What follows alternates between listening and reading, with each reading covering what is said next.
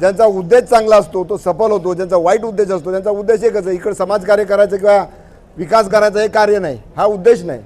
उद्देश काय तर कोणाला तरी पाडायचं. त्यामुळे अशा लोकांना नियती शिकवते, धडा शिकवते आणि त्यासाठी वाटेल ते कारस्थानं करण्याची रावणासारखी नीती या ठिकाणी चालू आहे. फौजा इकडे येत आहेत, पण आपली रावणाच्या फौजा होता नाही का, आणि प्रभू रामचंद्रांची वानर सेना होती. आपली वानर सेना अशा फौजांना परतून लावणाऱ्या अफजल खानाचा वध या ठिकाणी शिवाजी महाराजांनी केला होता. फौजा घेऊन आले होते, पण गनिमी काव्याने शिवाजी महाराजांनी त्याचा कोथळा बाहेर काढला होता. आपल्याला या लोकशाहीमध्ये आपल्याला जो मतदानाचा अधिकार दिलेला आहे त्या मतदानाचा अधिकार आपण करायचा आणि लोकांना करायला लावायचा. तुम्ही करायला लावणार 7 दिवस देणार की नाही? नक्की सर्वजण.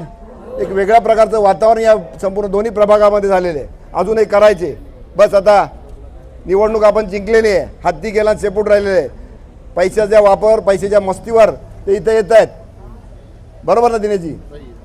पण या विभागातली लोक तशी नाही आहेत. या ठिकाणी पैशाची मस्ती चालणार नाही. इथं चालेल ती फक्त आणि फक्त समाजकार्याची, समाजसेवेची वसा घेतलेली मंडळी ती सगळा प्रभाग पिंजून काढतील, काढलेला आहे, पिंजून काढतील.